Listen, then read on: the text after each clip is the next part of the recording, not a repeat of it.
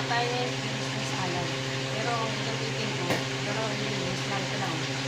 Yan. Tapos ito lang. Yan yung salad ko guys. Kapalilin ko sa freezer ko lang ito. Ayan na yung aking salad. Fruit salad. Diba? Salad yan guys. Ayan na yan lang.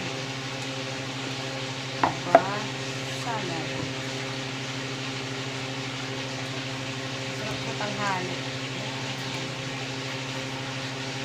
Salad. Ganyan lang yung siya guys. So, napakabilis. So, gatas natin. Yan. So, ganito lang. Ganyan na yun siya.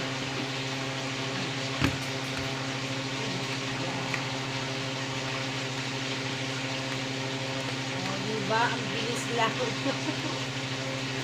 Ayan. Ito yung gamitin nyo guys, oh. Pag ano, kasi ano na siya. So, inuwan na siya. Ayan. Ayan ang ilagay ko. Tapos,